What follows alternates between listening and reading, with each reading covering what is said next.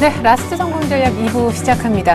지수는 2100선 쪽으로 점차 다가서고 있는데 내 종목은 오르지 않아 답답하시다고요. 제가 1부에 말씀드린 대로 1대1 내 포트폴리오에 대한 상담을 전문가로부터 받아볼 수 있는 길이 있습니다. 서울경제가 저희가 얼마 전에 오픈한 전문가 방송 홈페이지 센플러스를 이용해 보시라고 말씀드리고 싶은데요. 자세한 주소는 plus.centtv.co.kr입니다. 자세한 정보가 그 홈페이지에 담겨 있다고 그러네요. 자, 그리고 상승 모멘텀이 훼손된 게 아님이 증명이 됐습니다. 어제, 그제 아주 얕은 조정 이후에 오늘 코스피가 오후장에 더 힘을 내면서 2086포인트를 찍으며 사흘 만에 괜찮은 반등폭을 보여줬는데요. 기관의 매수 그리고 외국인들의 선물을 어제처럼 팔지 않은 게 도움이 됐습니다. 4분기 실적 가이던스가 안 좋은 삼성전자만 빠진 꼴이 됐는데요. 자세한 얘기 시황센터 가서 듣고 오죠. 네, 시황센터입니다. 1월 7일 금요일장이 마감했습니다. 코스피는 3거래일 만에 반등했고요. 코스닥은 7거래일 연속으로 상승했습니다. 코스피부터 확인해 보겠습니다. 네, 오늘 코스피는 8포인트 오르면서 2086포인트 상승으로 마감했습니다. 오늘 출발은 2073포인트에서 하락으로 출발했는데요. 기관이 매수 전환했지만 외국인들이 5거래일 만에 매도로 흐름을 바꿨고요. 개인의 매물도 만만치 않게 작용하는 상황에서 오전장에서는 보합권에서 등락을 반복하면서 상승 반전을 노려보는 수준이었습니다. 하지만 오후장 들어서는 비교적 안정적으로 강보합권 상승 흐름을 유지해줬는데요. 2080선 중반까지는 회복해주면서 마감됐습니다. 수급 내용 살펴보겠습니다. 네, 기관 쪽에서 1,300억 원 정도의 매수 우위 나타났습니다. 하지만 투신권에서는 매물이 출회됐고요. 개인 쪽에서는 1,700억 원 정도, 외국인 쪽에서 500억 원 정도의 매물이 나왔습니다. 네, 이어서 코스닥으로 가보겠습니다. 7거래일 연속 오르면서 오늘장에서는 530선도 들여보는 모습이었습니다. 오늘장 3포인트 오르면서 530포인트에 마감했는데요. 오늘 출발도 이 부근에서 출발했습니다. 장중하에 꾸준하게 상승 흐름을 유지해줬는데요. 하지만 보폭은 크지 않았습니다. 529포인트와 531포인트 사이에서 움직이다가 그 중간 정도 530포인트에서 마감되는 모습이었습니다. 수급 내용 살펴보겠습니다. 외국인이 오늘까지 9거래일 연속으로 함께해주고 있습니다. 오늘장에서는 400억 원 정도 매수 우위가 나타났고요. 개인 쪽에서는 300억 원 정도, 기관 쪽에서 80억 원 정도 파는 모습이었지만 지수에 큰 부담은 되지 않는 수준이었습니다. 이어서 외환시장으로 가보겠습니다. 어제장 하락 이후에 오늘은 또다시 상승했습니다. 2원 70전 오른 1122원 30전 상승으로 마감했는데요. 오늘 출발 또한 1123원에서 상승으로 출발했습니다. 미국 달러화가 강세를 보이면서 상승 압력이 됐고요. 외국인들이 주식을 순매도하면서 주식 관련 매물도 줄어든 상황이었습니다. 장중에는 1119원대까지 내려가면서 잠시 하락 전환하기도 했지만 상승 압력이 조금 더 강하게 작용하면서 1120원대 초반 상승으로 마감됐습니다. 이어서 유가증권 시장 시총 상위 종목들의 움직임도 확인해 보겠습니다. 삼성전자가 4분기 잠정 실적을 발표했습니다. 영업이익이 부진하게 나타나면서 하락했는데요. 외국인들이 강하게 매도하는 모습이었습니다. 현대차는 4분기 사상 최대 실적을 발표할 것이라는 기대감에 오늘까지 올랐는데요. 최고가 다시 한번 찍는 모습이었습니다. 네, 포스코는 50만 원대 저항에 부딪힌 모습입니다. 4분기 실적 우려도 부담이 됐습니다. 현대중공업이 조선주 강세에 1% 올랐고요. 현대모비스도 오늘 다시 반등했습니다. 네, 어제장 2%대로 하락했었던 금융 지주사들이 오늘장에서는 반등에 나선 모습입니다. 신한지주는 장중에 상승하다가 보합권에서 마감되고요. KB금융이 강보합권에서 마감됐습니다. 기아차 역시 오늘 최고가 오르는 모습이었습니다. 삼성생명은 물가 급등에 따른 금리 인상 기대감으로 1.9% 올랐습니다. 이어서 코스닥으로 가보겠습니다. 셀트리온이 0.2% 강보합권에서 마감됐습니다. 서울반도체가 쉬어가는 모습이고요. 포스코 ICT 마찬가지로 1%대로 내렸습니다. 메가스터디는 강보합권 마감했습니다. OCI 머티리얼즈가 2%대로 내렸습니다. SFA는 7거래일 연속으로 상승했는데요. 오늘장에서 신고가 경신하는 모습이었습니다. 네오이즈 게임즈도 4% 급등하는 모습이었습니다. 네, 이어서 특징 테마주 살펴보겠습니다. 삼성전자가 4분기 잠정 실적을 발표했습니다. 매출은 41조 원으로 사상 최대 실적을 기록했지만 영업이익이 부진하게 나타나면서 주가에 부담을 줬는데요. 외국인들이 강하게 매도하면서 지수 하락하는 모습이었습니다. 오늘 삼성전자는 장중에 잠시 92만 9천 원대 오르면서 상승 반전했지만 이내 하락하면서 0.9% 내린 92만 1천 원대에서 마무리 짓는 모습이었습니다. 네, 하지만 삼성투자수 해주들은 오늘장 2거래일 연속으로 올랐습니다. 상승폭은 조금 줄어든 모습이었는데요. SFA가 7거래일 연속 오르면서 신고가 다시 썼고요. 나머지 종목들도 강보합권에서 2%대로 오르면서 삼성투자 확대수혜주 IT 부품주들이 상승 흐름을 지속했습니다. 네, 다음 주부터 본격적으로 4분기 어닝 시즌에 돌입합니다. 이에 실적이 기대되는 종목들이 강한 모습을 보여줬는데요. 대한유화가 6% 오르면서 신고가 다시 썼습니다. 농심도 1.9% 올랐고요. 자동차 부품주인 성우하이텍은 신차 효과에 따른 가동률 증가로 4% 급등했습니다. 다산네트워크스도 일본 수출 증가로 7% 큰 폭으로 오르는 모습이었습니다. 네, 이어서 보험주 한번 살펴보겠습니다. 물가 급등에 따른 금리 인상 기대감으로 일제히 반등하는 모습이었는데요. 삼성화재가 1%대로 올랐습니다. 현대해상이 4% 큰 폭으로 올랐고요. 메리츠화재도 3.7% 오르면서 보험주들이 강한 모습 보여줬습니다. 네, 어제장 저축은행 인수 부담으로 하락했었던 금융지주사들 장중에 일제히 반등하는 모습이었는데요. 마감 기준으로 본다면 KB금융과 우리금융이 반등하면서 마감됐고요. 신한지주가 보합권에서 마감, 하나금융지주는 장중에 신고가 오른 이후에 차익 실현 매물에 1% 하락으로 마감됐습니다. 하지만 저축은행주들은 어제 상한가까지 오르더니 이틀 연속으로 오르지는 못하는 모습이었습니다. 일제히 차익 실현 매물이 나오면서 파란불로 마감됐는데요. 솔로몬 저축은행이 4%대로 내렸습니다. 한국저축은행도 12%, 푸른저축은행은 신고가 오른 이후에 차익 실현 매물에 하한가까지 진입하는 모습이었습니다. 네, 마지막으로 농업 관련주 한번 살펴보도록 하겠습니다. 국제 농산물 가격이 급등하면서 식량난 우려에 들썩이는 모습이었습니다. 네, 조비가 상한가까지 진입해서 마감됐고요. 효성 OMB가 10%대로 올랐습니다. 나머지 종목들도 1%대에서 7% 급등하면서 농업 관련주들이 강한 모습 보여줬습니다. 이렇게 시장 흐름 한번 살펴봤습니다. 다음 주부터 4분기 어닝 시즌 돌입하는데요. 라스트 성공 전략과 함께 대응 전략 꼼꼼하게 세워보시기 바랍니다. 지금까지 마감 시황이었습니다.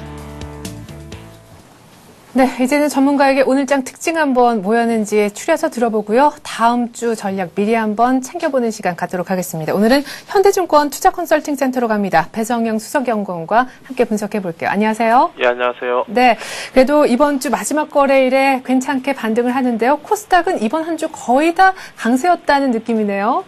예, 그렇습니다. 일단 지난해 코스닥 시장이 상당히 좀 거래세에 비해서 약세를 보였었는데요. 역시 연말 이후에 기관의 매수세가 계속적으로 유입이 됐고, 2011년, 글로벌 경기가, 정상화 국면으로 진입할 것이다라는 기대감, 그리고 연체 효과, 그리고, 대기업 투자 계획들이 빠르게 발표가 되면서 단기적으로 시세가 빠르게 복구되는 그런 흐름이 이어지고 있고요.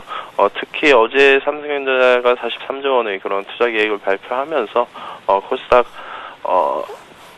시장에서도 저평가되고 투자 수혜를 받는 IT 부품 쪽으로 상당히 시세가 나는 그런 흐름이 이어지고 있습니다. 네, 자, 이렇게 해서 이제 코스닥에 대한 얘기도 한번 들어봤고요. 오늘 특징도 한번 추려봤었는데 오늘 삼성전자 실적 가이던스 발표가 결국에 시장에 어떤 영향을 줬다고 볼 수 있나요? 예, 일단은 예상치 3.2조 원의 그런 영업이익에 다소 못 미치는 3조 원의 영업이익을 발표하긴 했지만 역시 삼성전자의 그런 조정 압력은 단기적인 조정 압력에 그칠 것으로 볼 수가 있겠고요. 역시 중요한 것은 IT의 섹터에 대한 전반적인 업황 저점에 대한 인식이 확산될 것인지 여부가 될 것인데요. 일단은 긍정적인 평가로 보시면 될 것 같습니다. 지난주에도 제가 하이닉스 말씀드렸는데요. 역시 최근 삼성전자를 제외한 IT 2등주에 대한 주가 흐름은 지난주까지는 다소 부진했었습니다. 하지만 삼성전자를 선두로 하는 그런 경기 회복 기대감이 빠르게 커지면서 삼성전자를 선두로 해서 2등주인 하이닉스와 삼성전기 그리고 삼성 SDI까지 반등에 동참하면서 전반적으로 IT에 대한 실적은 이번 분기가 바닥이 아니겠느냐 하는 그런 기대감이 확산된다는 쪽으로 이해하시면 될 것 같습니다. 네, 일단 3거래일 만에 반등에 성공한 코스피 2080선 후반까지는 왔는데요. 코스피 추가 상승 열쇠는 오늘 밤에 나오는 뉴욕이 준다면서 고용보고서가 발표가 되죠? 예, 일단 오늘 12월 고용보고서 발표가 예정이 되어 있습니다. 계속해서 이번 주 중에 발표된 ADP 민간보고서와 최근 주간 신규 실업수당 청구 건수의 그런 주간 4주 이동 평균선이 계속적으로 하락세를 보이면서 전반적인 고용 개선에 대한 기대감이 계속적으로 높아지고 있는 상황인데요. 비농가 고용 부분에 있어서는 전월 3만 9천 건 증가해서 이번 달에는 16만 건 정도 증가할 것으로 예상을 할 수가 있습니다.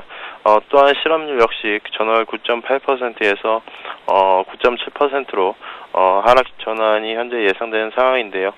전반적으로 12월 이후에 미국 매크로 모멘텀이 커지면서 미국 시장이 그런 상승을 이끌었다는 점에서 이번 고용 지표가 또 한 번의 미국 경기 모멘텀을 확인하는 계기가 될 것으로 예상을 해볼 수가 있겠고요.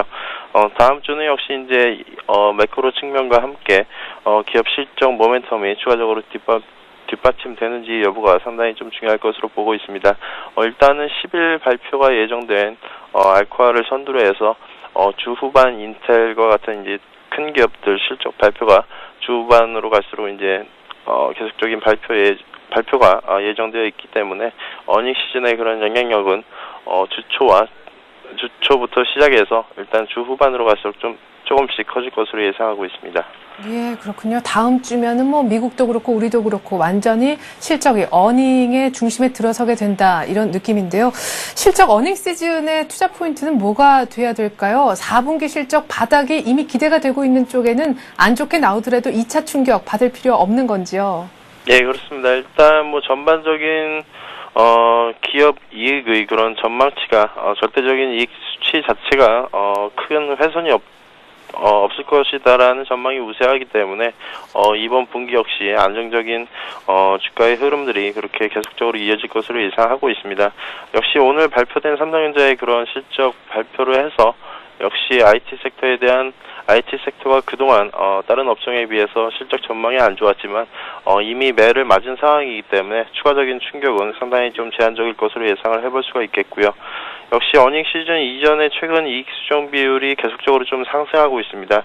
역시 그러한 이익 수정 비율이 상승하고 있다라는 것은 그만큼 업황 전반에 대한 실적 모멘텀이 추가적으로 업종 전반에 걸쳐서 확산된다는 것을 의미한다고 보시면 되고요. 그에 따라서 업종별 순환매 흐름도 추가적으로 계속적으로 활발하게 이어질 것으로 예상하고 있습니다. 역시 밸류에이션 측면에서는 업종 내에서도 현재 시장 PER 10배를 고려했을 때 10배 이하인 섹터에 좀 관심을 가질 필요가 있겠는데요.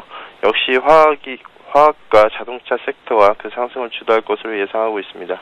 예, 화학과 자동차는 사실 지금 신고가를 내고 있는 그런 섹터인데요. 이런 종목에 이렇다 할 조정이 없는데 이익 모멘텀은 있다는 게 지금 전문가의 얘기로 확인이 되고 있단 말이죠. 이럴 때는 어떻게 대응해야 됩니까? 따라서라도 사야 되는 게 맞는지요? 예, 일단 뭐 최근 시장의 흐름들은 빠른 순환매 흐름으로 볼 수가 있을 것입니다. 따라서 이제 순환매 흐름에 맞춰서 길목 지키기 매매가 상당히 좀 중요할 것으로 보이고요. 일단은 기술적인 매매도 같이 병행해 나가시면서 주도 업종에 대해서는 계속적으로 보유하시는 주식을 보유 그리고 조정 시 매수하시는 그런 관점에서 대응하는 것이 유리하다고 보실 수가 있겠고요. 앞서 말씀드린 대로 경기 회복에 대한 기대감이 업종 전반에 걸쳐 있기 때문에 지금은 그동안 오르지 못했던 섹터로도 좀 관심이 필요할 것으로 예상을 해볼 수가 있겠는데요. 역시 오늘과 같은 날에는 항공업종들이 그리고 지주사 그리고 그동안 다소 부진했었던 해운 업종까지 빠르게 순환매 흐름을 보였습니다. 따라서 그동안 오르지 못했던 다소 상승폭이 작았던 업종에 대해서도 업종 대표주에 대해서는 한번 매수 타이밍을 고려할 만한 시점이 아닌가 그렇게 판단하고 있습니다. 네, 오늘은 또 유통 쪽에서도 많이 올랐죠. 순환매를 좀 활용을 하면서 업종 대표주 위주로 일단 좀 조정 시 매수해보는 거 괜찮을 것 같습니다. 현대증권 배성영 수석연구원의 분석이었습니다. 고맙습니다. 네, 감사합니다.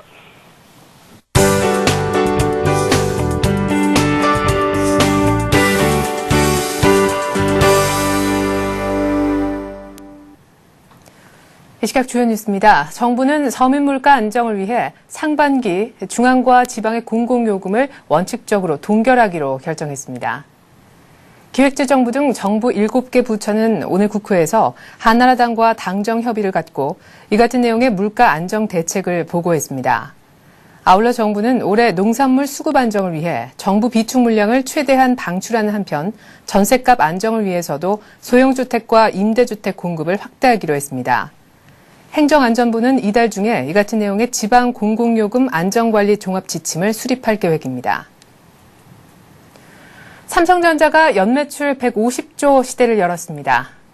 삼성전자는 지난해 4, 4분기 연결 기준으로 매출 41조 원과 영업이익 3조 원의 실적을 올린 것으로 잠정 집계됐다고 오늘 밝혔습니다. 이에 따라 삼성전자는 지난해 매출 153조 7,600억 원과 영업이익 17조 2,800억 원의 실적을 기록한 것으로 집계됐습니다.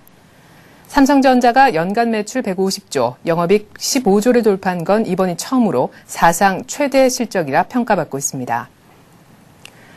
구제역에 따른 매몰 대상 가축이 100만 마리를 넘어섰습니다. 농림수산식품부에 따르면 오늘 아침 구제역 매몰 대상 가축이 어제보다 무려 12만 7천 마리 늘어난 107만 5천 마리를 기록했습니다. 매몰 대상 가축은 소가 9만 8천 마리, 돼지가 97만 5천 마리, 염소가 2천 마리 등이며 이들 가축 가운데 84%는 이미 매몰이 완료됐습니다. 매몰 가축이 급증함에 따라 축산물 가격도 급변동해 어제 한우 가격은 전날보다 10%가량 오른 반면 돼지고기 값은 11% 하락했습니다. 아파트 전셋값은 강추위, 비수기에도 고공행진을 거듭하는 반면 매매 시장은 다시 꽁꽁 얼어붙는 모습을 보이고 있습니다. 오늘 한 부동산 정보업체에 따르면 이번 주 아파트 전셋값은 서울과 신도시, 수도권에서 모두 오름세가 이어졌습니다. 신학기를 앞두고 학군 수요에다 최근 기업들의 인사 발령에 따른 이사 수요까지 겹치면서 전셋값이 한겨울 비수기를 뚫고 계속 오른 것으로 분석됩니다. 그러나 매매 시세는 서울과 신도시, 수도권 모두 변함이 없었고 연말 반짝 오름세를 보이던 강남권 재건축 단지와 고가 주택들도 거래가 잠잠한 모습이었습니다. 네, 새해 맞아 1월 첫 주를 보냈는데요. 이 5거래일간 상승률이 0.4% 플러스를 기록했습니다. 앞서서 연구원님께서도 지적하셨다시피 이 5거래일 첫 주의 수익률이 플러스가 나면 1월 한 달간 오르면서 끝날 확률이 70%, 연간으로 코스피가 플러스 수익률을 낼 확률이 거의 90%에 육박한다고 하는데요. 일단 첫 주 오르면서 첫 단추가 잘 끼워진 느낌입니다. 주말에 미국의 고용 보고서 일단 확인하시고요. 다음 주에 실적 시즌도 무난하게 통과했으면 좋겠네요. 저는 다음 주 월요일 다시 오겠습니다. 고맙습니다.